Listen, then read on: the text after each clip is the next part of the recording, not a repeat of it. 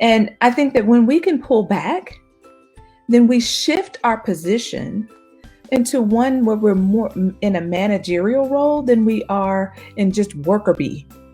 There's Mm. always work for moms to do, but when we can shift into that role and see ourselves as managing an organization, which is the family, then we recognize that managers have a different perspective. They have a broader view and they have a goal in mind, and then they start to make their decisions from that place versus the urgency place.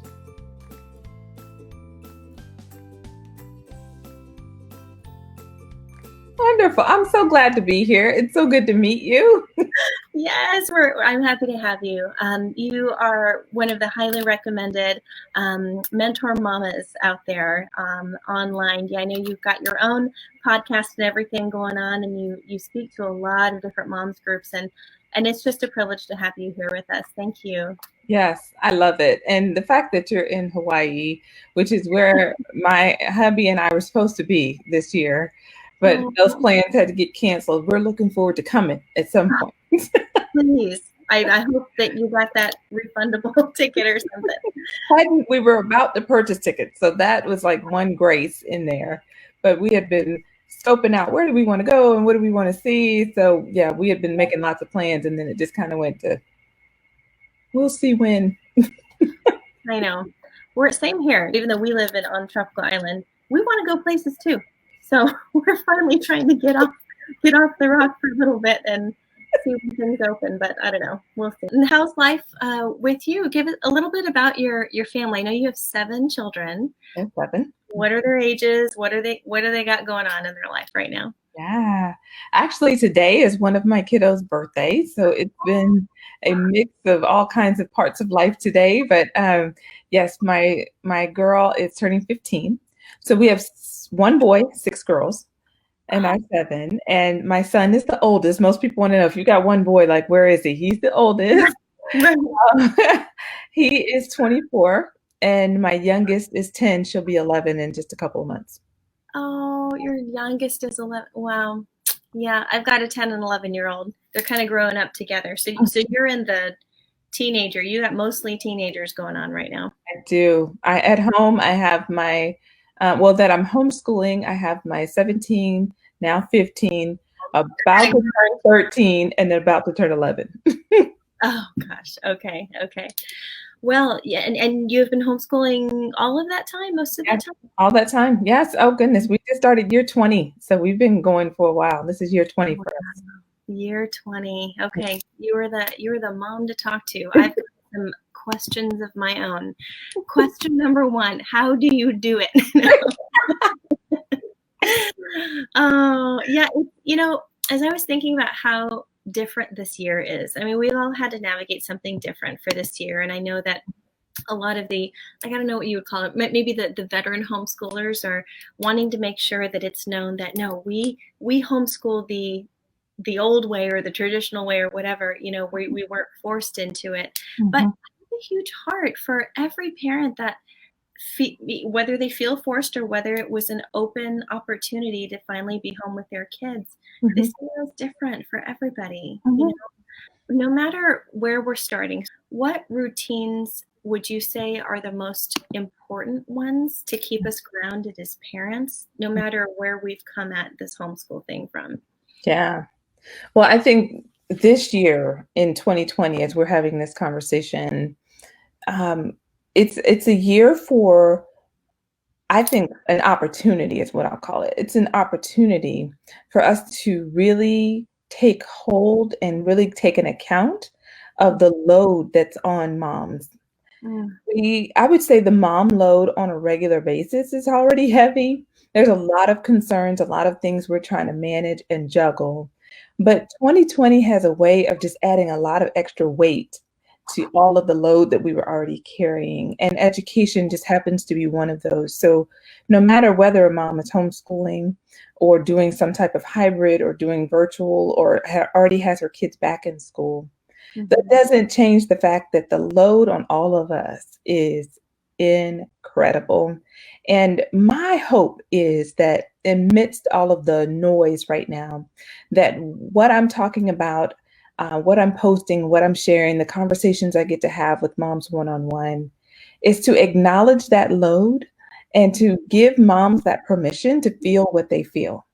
Some women feel released creativity in their creativity, and they're launching businesses and they're stepping into new opportunities, and they're maybe reconnecting with their family because the family used to be really busy and now they're really more isolated and insulated with themselves. But then there are other women who are feeling like, okay, I'm trying to hold down the job, and now I'm trying to do the school, and then I'm trying to keep everybody healthy, and I'm trying to keep everybody fed, and I'm trying to keep myself out of the fridge. It's just like it's like I'm just trying. I'm just trying. And I just think we all need permission to feel what we feel from moment to moment. There are days for all of us where we're going to feel great, and there are going to be days for all of us where we feel like, what even are we doing? Like, I don't even know what we're doing. So, as far as routines, I think that there's some simple things to always keep in mind. It's easy to want to solve the problems. What is the problem of the day? Let's solve it. And I think that's a very reactive way for us to approach anything.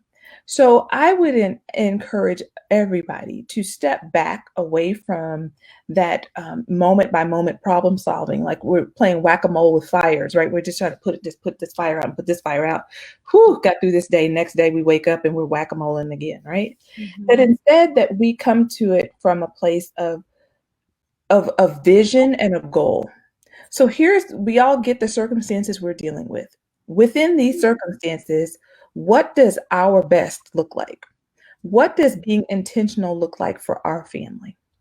What is it that matters the most to us right now? And really lean into that more than just whatever challenge pops up in front of our face, we're trying to just deal with that. That's a very exhausting way of trying to approach our day. It's a very reactive way that really keeps us in a place of on alert at all times because we never know where the next whack-a-mole will pop up, right? And I think that when we can pull back, then we shift our position into one where we're more in a managerial role than we are in just worker bee. There's always work for moms to do, but when we can shift into that role and see ourselves as managing an organization, which is the family, then we recognize that managers have a different perspective. They have a broader view and they have a goal in mind. And then they start to make their decisions from that place versus the urgency place. Yeah, I have thought and expressed before that no, we need to be acting as managers of our home. And every time I feel like I see myself in that place, and I feel like, okay, no, I have it together, or I'm kind of overseeing versus what you're saying, like putting out fires. But then I feel like I fall into the fires again because I have let go of the oversight, either because it felt like it was piling up and it was too much. So what do you do when you feel like this sense of overwhelm, like there are too many things to manage right now? How did that even just happen to me? Oh, yeah. How does that happen? Well, life and kids and, in a mom's life, what is ever done, right? You cook the meal, people eat, they're hungry again in like 5 minutes. You clean the kitchen, you come back, kitchen's clean, dirty again. You do laundry, there's laundry. Like it's never done. So there's constantly that work, and then it piles up if you don't address it. So yeah, there's an easy way to fall back into that. I think one of the things, it depends on the age of your kids. If your kids are little, there's just a lot of work to do.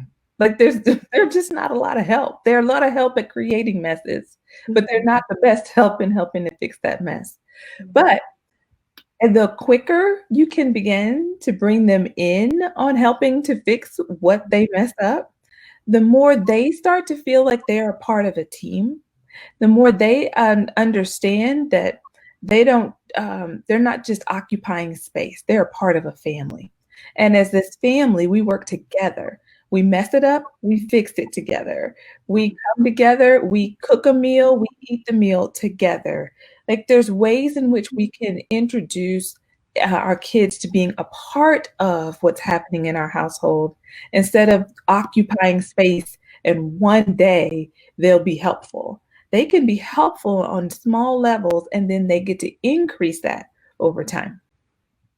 I see. I see. Okay. So bringing in our kids. So being more intentional about not putting out all the fires has a lot to do with being a manager of our home and managing our kids and encouraging them to be a part of what's happening, as opposed to mom just saying, "Oh, here's something else I have to do again. You're Yes. doing the best for me to clean up." Mhm. Versus, like, what could that look like otherwise? Instead of saying, "Oh, now I have to handle one more thing," Mhm. instead you would say to yourself, "What?" Mhm. Well, you could look for, is there someone else who could also do that? Mhm. So instead of everything that's on the list saying my name is, like if you had a list of to-dos and you Mhm. kept putting your name beside each item, to start to Mhm. say, what can this one do? What can this child do? What are they capable of doing? Or maybe you have a project that has different pieces in it. And so clean up the kitchen or before bed is one thing, but there's taking out the trash, there's wiping the counters, there's gathering all the dishes, there's pieces that they can do that help. And then over time, you increase their responsibility. So now you don't just grab all the silverware and put it beside the sink. Now you wash all of the forks and all the spoons. That's you. And Mhm. you learn how to rinse them and put them over there. Then I'll step in, I'll do the dishes and the glasses. But you Mhm. took care of the silverware. Before you know it, you can say, you can do the silverware, you can do the forks, the spoons, and the plates. I'll do the glasses. And then before you know it, you go, you know what, you're doing great. Let's have you try a glass. And then they have learned how to wash the dishes in steps and stages. It's the Mhm. same way I teach my kids how to cook. I have them start out where they get to measure out the rice, or they get to help me grab the pasta, or they go through the pantry and they grab items. I'm like, I need a tomato sauce. Can you bring that over? I need you to grab the box of pasta. Would you bring that over? And they learn what those things are, and they're happy to just go get them. Well, before long, I'm like, well, why don't you pour the rice in the pot? Okay, why don't you try pouring the pasta in the pot? Okay, why don't you help me stir it? And then before long, I'm like, you're learning how to make rice. And now anytime I need rice made, I'm like, well, how much rice do we need? And they feel very much a part of that.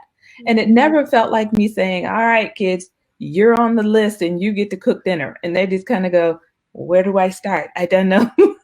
I don't know how to do this.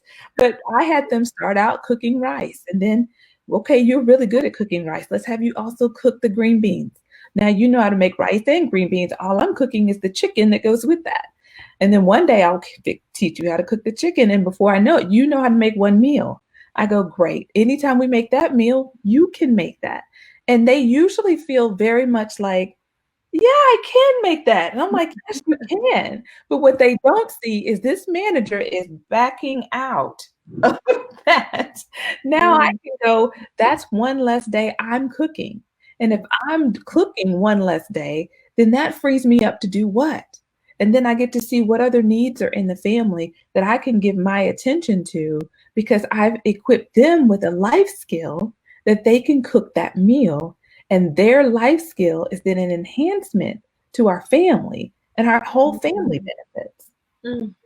Mm. I love that. So that narrative that we can start to even just tell ourselves as mothers to get us to a place where we're slowly delegating over time and we're praising them and we're telling them, look, you're part of this family. Look at everything you can do now. Mm. And that goes such a long way in just affirming what they just did to help the family.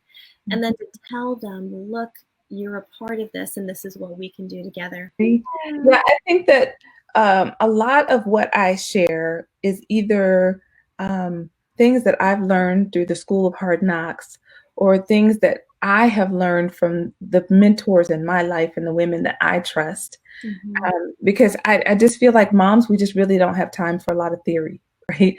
In Mhm. theory, this would be great. And I'm like, I don't have the energy to try out theories. I really need things that are going to work. And one of the things that I had to do when our number 7 was born, I was very much in the keeping all the balls in air, right? Keeping them all, juggling them all and trying to make it all work. So I was trying to do the homeschooling and discipling the kids and keeping everybody on the straight and narrow and keeping everybody bathed and clothed and fed and all the things. And I just reached this point with baby number 7 where I hit a wall. I just didn't have the energy. I was like frustrated and irritated. The phrase that I used with my husband is I said, I started to feel like I was a single parent in a married relationship because I was caring for all the needs of the home, all the Mhm. needs of the kids.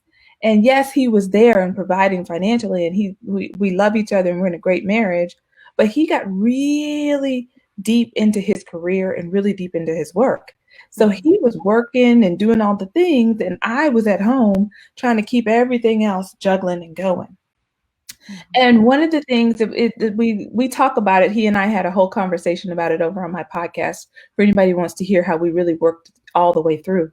But the point that I wanted to make here is one of the things that I had to learn to do and give myself permission to do was to start dropping balls. I Mhm. felt like if I was going to be a good mom, I had to keep everything going. I had to keep everybody up. I had to stay upbeat. I had to always have tried my best to have a good day and try to help them to have a good day too. And I had to learn that my expectations of myself, of what I was going to be able to do every single day, I had to lower that standard. And some of the things that I felt like would be failures if I did, like one of them was leaving dirty dishes in the sink and going to bed. Like I was like, I can't do that. Like you got to have the kitchen clean before you go to bed. Or having the laundry that I have done throughout the day that's all piled up on the sofa, like at least having it folded. So maybe in the morning, then it's just take your pile to your room and put it in your drawer. But I started leaving laundry on sofa. I started leaving dishes in the sink. I started just letting balls drop and just saying, that's enough for today. Good night. Like, just let it go. Go to bed. Get some rest. I'll probably have a better perspective and attitude if I get some rest anyway. And what happened is I started to notice like my hubby picking up a broom. And I started noticing my kids saying something like, I want to get something to drink and there's not a clean cup. And I would go, oh, isn't that something?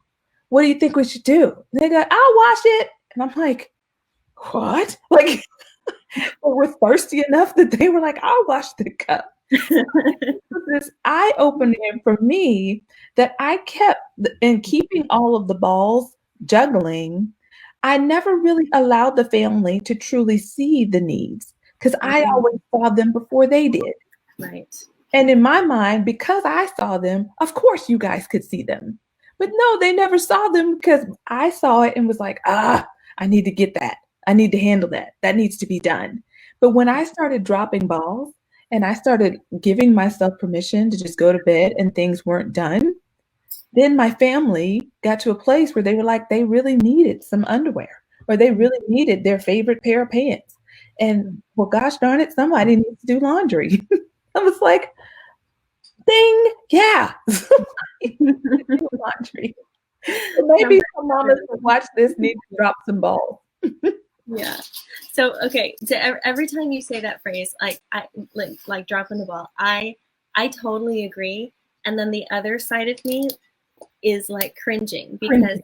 I think I have, and I know a lot of moms here have felt the same way too, because a lot of you have expressed having this like or being in this recovering perfectionist state, or this concept that if I drop the ball, that means that I'm not as good of a mother as I was trying to be, or comparing to somebody else or whatever. Mhm. What is that? How do we start to get rid of that little voice inside that says, I don't need to do it all. I Mhm. just need to manage and sort of train my kids how to do it. Mhm. Yeah, I think it comes with well, I hope it doesn't come with like a health crisis or a mental crisis, to be honest. And Mm-hmm. I think that a lot of women, that's the wall they hit when they finally go, okay, I physically cannot do this. I Mm-hmm. no longer can handle this. And my hope is that when I share my story, that I hit the wall and I hit that wall probably running at full speed. It was just not cute. Um, Mm-hmm. I'm hoping that I can save some other moms to go, don't do that one. So here's the thing, start dropping balls early. Like, start not taking everything on as a badge or an expression of your worth as a mom, that you are worthy as a mom. And that is already an established fact. There's nothing that you do to earn that. There's nothing that you can do to perform at a level that suddenly you earn a title of good mom. And Mm. that you love your kids and you're doing the best you can, let that be enough. If there's laundry left, if there's dirty dishes, if there's dust all around, that is not any type of measurement of your worth and value to your family. Sing it. Sing it. I had to stop and write that in the comments. I was like, stop wearing your jobs like a badge. Mhm. It's true. It's so true. The more that we feel like we accomplish or that we have to accomplish, how many things in the house really need to get done, Mhm. and what we talk a lot about at Practical Family is to kind of keep an eye on our stuff also, because the more stuff we have, the more Oh, stuff we yes. have to maintain, right? Oh, yes. So have you found that too, Susan? Like, have you slowly gotten rid of things over time, or have you, that plus delegating, how have you dealt with like making sure all of it's taken care of? Is it less stuff, or is it just more management, or is it both? Yeah, I would definitely say it's both. And it's both in different seasons, right? Mhm. At one point, I was overwhelmed. I had a lot of little ones, and I was trying to figure out how to just keep everybody's clothes straight so that, one is not putting on little sister's clothes. And I'm like, that doesn't even fit. Like, why do you even have that on? Like, clearly you don't fit that, but you are squeezing yourself in there. And you say, but it was in my drawer. And I Yeah. just had thought, how do I manage just clothes? And I took, my kids still laugh about this, but I took everybody down to 7 outfits. I said, there's 7 days in a week. We have 7 outfits. And that's it. Ooh, I I do not like that. recommend this. I know that you lit up with that, but I don't recommend it because what it means is that somebody is forever saying whatever they needed is in the laundry, and you're like, how could that be possible? You've only got 7 things. And at the rate that kids grow, those Yeah. 7 things don't last long, and then you're like back to the store. And I just don't want to be an endless shopper like that. So it just Yeah. in my head, it was a great plan. In practice, it was a mess. It was. Okay, so maybe like double, like 14 outfits? She's like, no, there's a number. So if it's not 7, it's Tell me 14. the number. Tell me the number and I'll do it right now. Just tell me what to do and I'll do it. No, it's not. I mean, but I think that the idea of what you're talking about is still true. Like Mhm. really keeping an eye on how stuff can creep into our lives.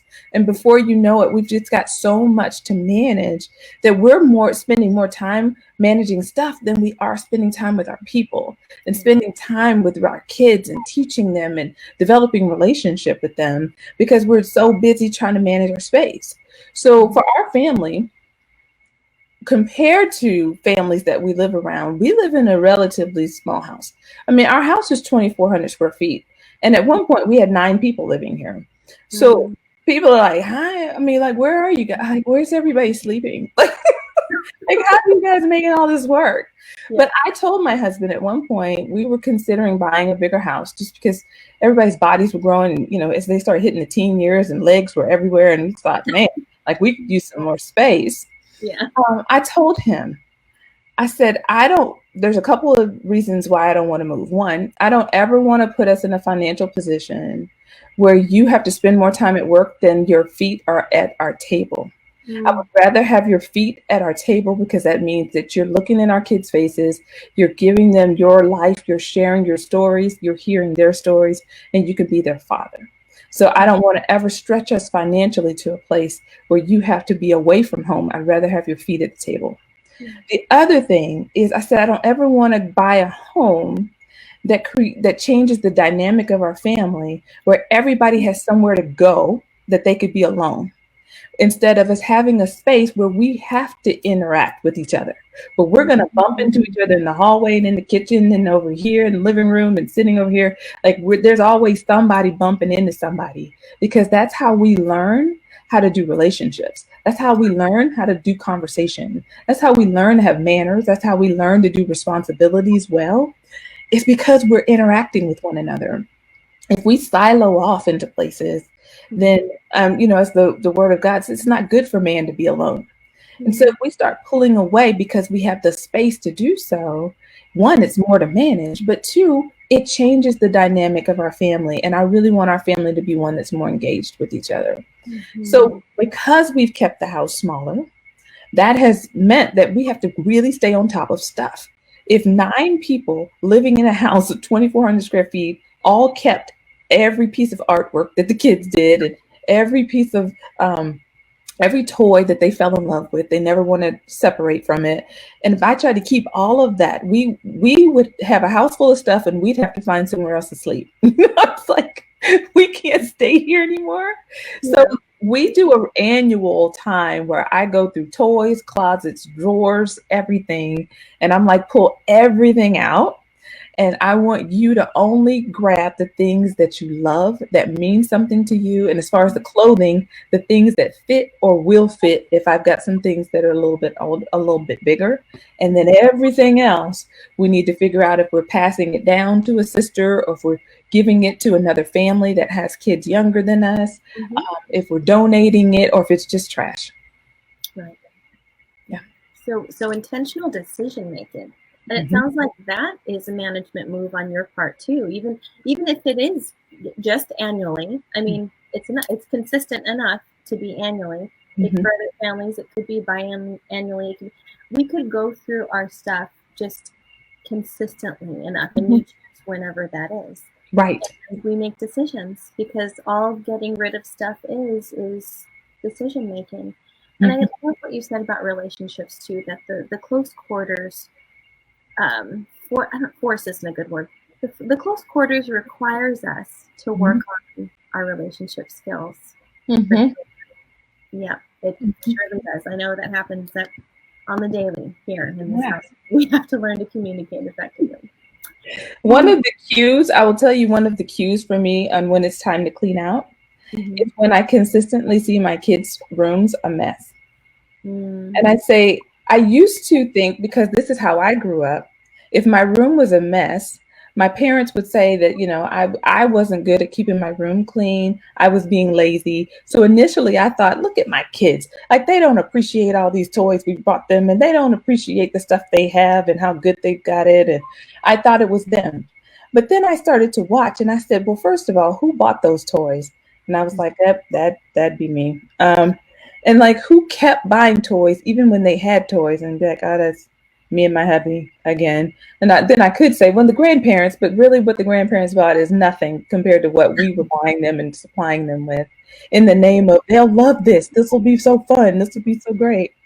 And I just realized my kids were overwhelmed. They had too mm, much to manage. So it was not so much, sure, there's a part of being a child where you just, you're not going to keep everything pristine, but on the other hand, I had to own my part in that. And how was I oversupplying, maybe overcompensating for what I wish I had as a kid or what I think that they would really enjoy and I want to give them that? Instead, asking, what can they really enjoy? What do they have the capacity to truly enjoy?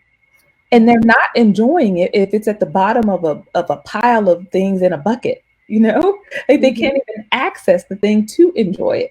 And when they finally do access it, they have to dump everything out, which means they now overwhelm themselves with all of these things that they have to put away in order to have a clean room. So Mm-hmm. I said, how can I keep the things manageable enough so that they can truly enjoy the things they have? Mm-hmm. Right, right. Gosh, that is a great question and a rightly convicting one at that. What am I oversupplying? Wow.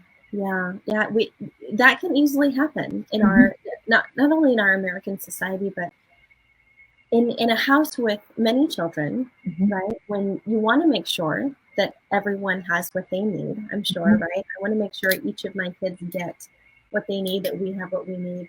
And sometimes it's just we tend to fill those holes with things rather than either time or relationship or just activities or Mhm.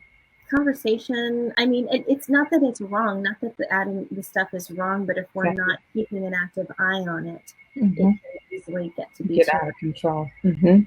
And if I slow down my purchases enough, I'll much. make thoughtful decisions about what toys should we invest in. And when I slow it down, I'll usually invest in things that have longevity and a creativity about how you play with them, which gives them more freedom in how to interact with it. But otherwise, I'll just buy something because it's cute. And I'm like, ah, that's fun. Oh, that's a great price at Target. I mean, Target is a get you gotcha spot, right? Oh my We God, have a target. This is our target right here. It's on, they got us. me too. And it's so cute. And it was so cheap. And I'm buying and buying instead of saying, slow down, hold on, really, wait a minute. Like, will they even play with this? And if they will, for how long? And if it's gonna be a really short time, should we purchase this? Or should we wait and save the money, the little pieces of money, to buy something that has longevity, that really engages them in a way that they're being creative and they're engaging maybe with their siblings more, and it's not something that silos them off by themselves.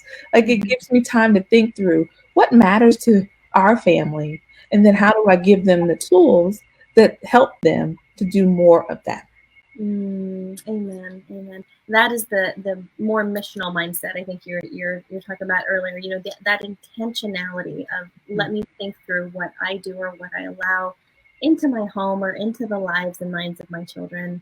That really builds the house instead of making it responsive. Like you said, you talked about it being, coming at things from more of a responsive attitude. Even when it comes to buying things, I love what you said about, am I buying this for them because I'm compensating for maybe what I did not get in childhood, or maybe something I really enjoyed in childhood that I want to be part of their lives. And sometimes it's a fun thing, but they won't always, grab onto that like we did in this time. And so we have to not maybe be as emotionally attached to either ideas or things that we go after as a mom, and just ask what is best for my family right now, not the family I wish we had or the family I used to have growing up. Who are we and what do we need to be doing right now? Yeah, that's so good. Yes. Mm. Oh gosh, I could talk to you all day. Okay, I have some really great questions, Okay. but I wanted you to speak to the mom who, maybe at the beginning of the school year, like we have all these great plans, right? And maybe we buy this great curriculum, and we want to be able to get through it, but then either time has shown before that we don't get all the way through it, or that, oh gosh, I feel like I just gave up halfway through, or it got hard or something. What do you say to the mom that gets discouraged about not finishing well, or maybe she's afraid that she won't finish well when it comes to school, or really good intentions, basically? Hmm. Yes. I think that um, my mom says all the time, you want to make God laugh, tell him your plans. And every time she says it, it's usually right after I'm telling her about something that didn't work out or is not going to happen, or if Oh. you want to make God laugh, tell him your plans. And what she's really saying is that we do the best we can to make plans, but there's a bigger plan that's in place, and we get to find ways to submit to that plan in spite of our best plans on paper. And I like to say, if you create a plan where if everything works, that plan will work, that plan will never work. And I'm going to say that again. If you create a plan where everything must work for that plan to work, that plan will never work. Because it more than likely somewhere in that plan it involves other people. And as soon as it involves other people, it's subject to change. True And story. And if it involves little people called children, oh, it's definitely going to change. I Yeah. think there's nothing wrong with us dreaming big. Mm-hmm. That's what I like to call our plans and our goals. It's dreaming. It's where dream big, go for it. Like, what Mm-hmm. ultimately do you want and what do you want to create? But the real key is hold that dream loosely. We create the dream and then we want to like hold on to that thing. Like, we're like, Mm-hmm. this is how it must go, and this is how it must be, and this is the time frame it will happen in. And I think that the best thing we can do is hold that plan loosely. And the more loosely we hold it, we open ourselves up to a bigger possibility. So Mm-hmm. maybe we thought we wanted to go in this direction, but as we go in this direction, we began to see that there are these other branches off of that direction that would also be a really good direction for our family to go. What Mhm. if we allow ourselves permission to follow that leading, to follow that curiosity? Because maybe it's going to take us to something we didn't even know to dream for. We Mm, didn't even know to expect. And maybe that's the best place for us to go.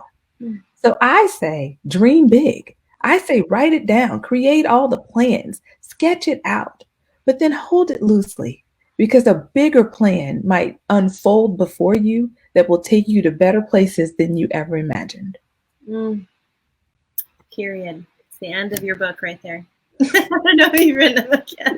I love that.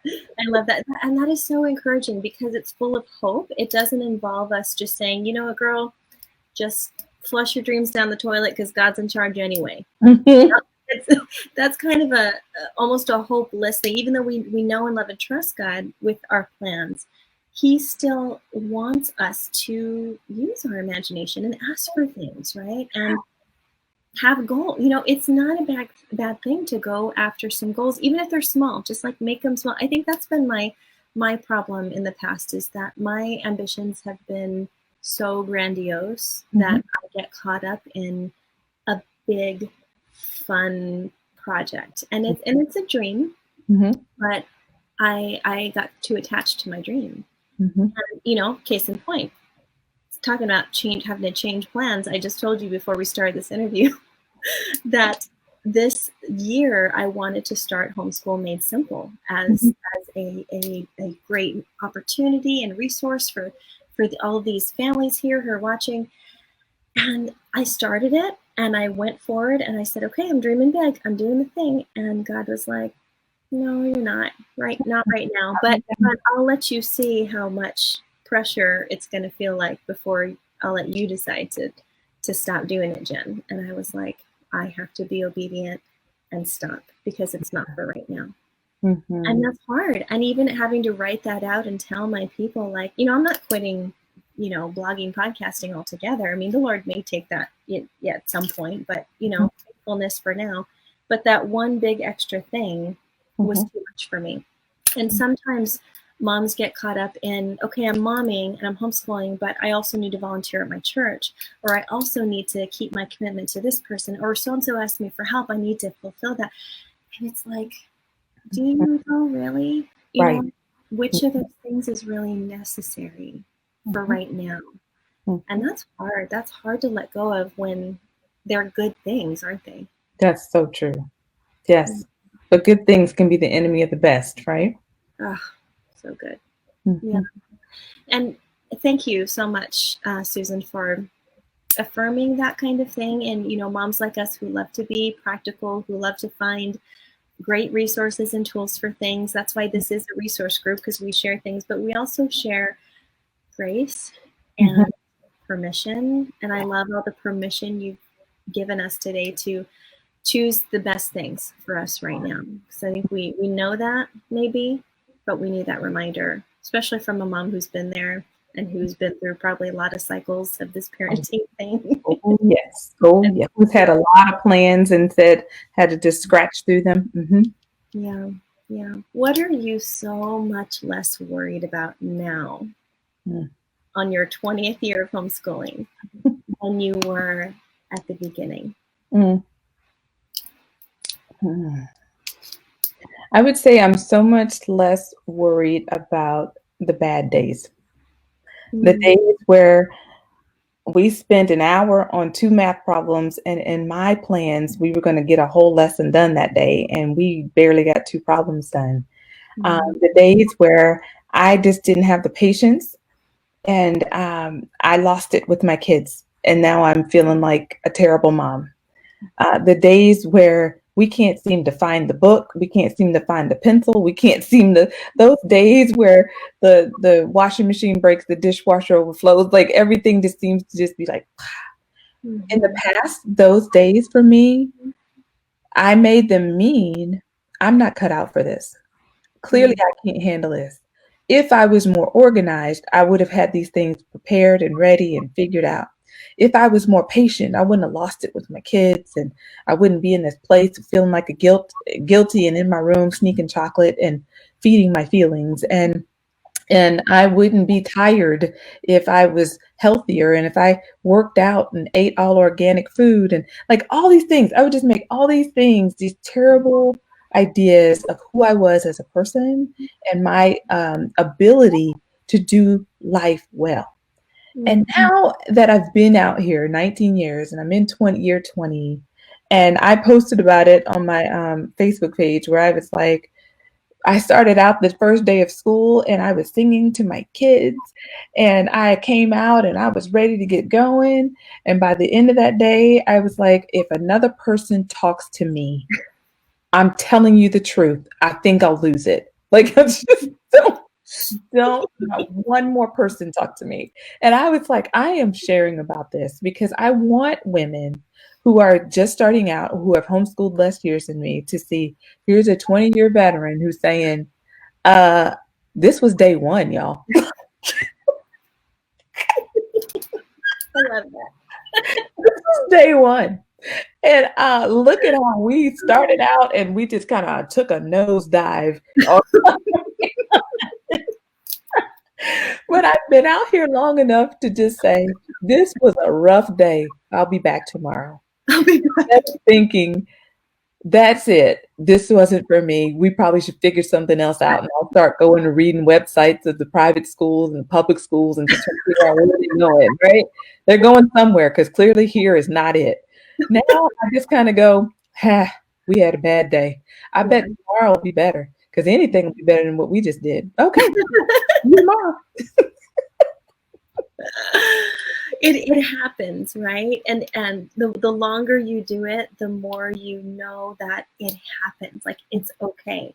It's kind of like I was talking to a friend this week about public speaking, and she's like, "How do you get rid of the anxiety before you go out?" And it's like, I don't know. I get it every time, and I just have to do it anyway. Right. You just work through it, and you just have to force yourself and know and believe that you're called to do this. That's right. Like, I'm supposed to get on the stage, or I'm supposed to sit down and teach my 6-year-old to read, try again, or something. It's just like, keep trying and keep doing it, because it's never going to be easy every day. I mean, and just maybe just knowing that it happens, right? A lot of women talk about, well, I need that Me Too, moment with another mom like Me Too. I go through that too. That's right. And so if the permission that we're giving moms today is to know that it is normal, that bad days happen and they're okay and you're okay, and it's not a reflection on you. Yes. I remember this story someone told me about this little boy who wanted to learn how to ride his bike. And so the mom told the older brother, help your little brother learn how to ride the bike. So the two boys go bopping outside and they're gone. And the older brother's only gone a minute. And then he comes back in. And the mom was like, wait, whoa, whoa, whoa, whoa. Like, I thought you were going to help your little brother learn how to ride the bike. And he said, I did. I taught him the most important part. And she was like, okay, what was that? She said, he said, I taught him how to fall.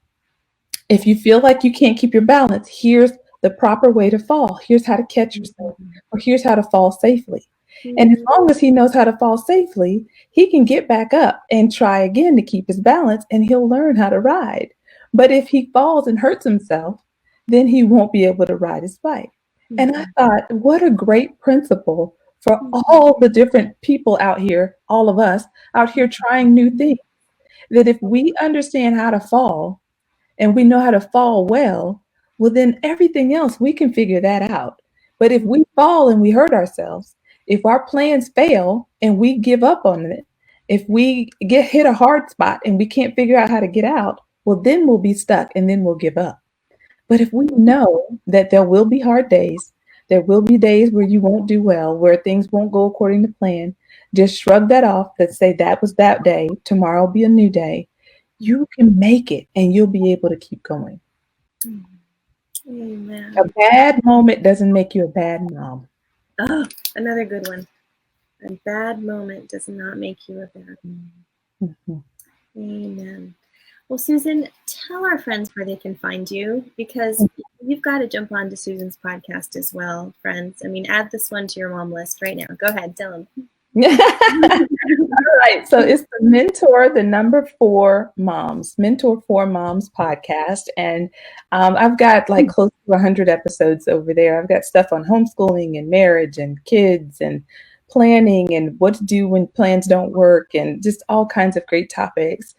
Usually my conversations over there are based on things I'm reading, books that I'm reading, information that's typically used in the business world or self-help world, and I show how to apply that to the family.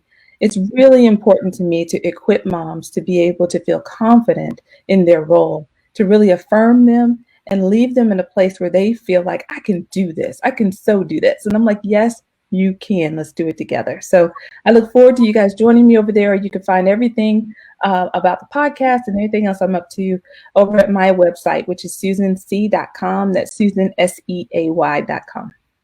All right. Thank you so much for joining us, Susan. This was a delight. It was amazing to have you on today. And I feel like I need to listen and watch this podcast over again for myself because so many good nuggets here.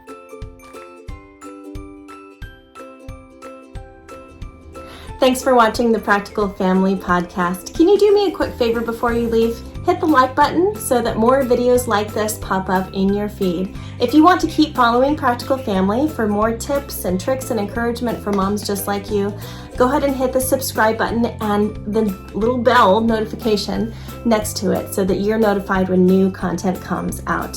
Visit practicalfamily.org for more resources on how you can breathe easier as you embrace motherhood. This has been Jennifer Bryant. Thank you for visiting, and come visit us again soon.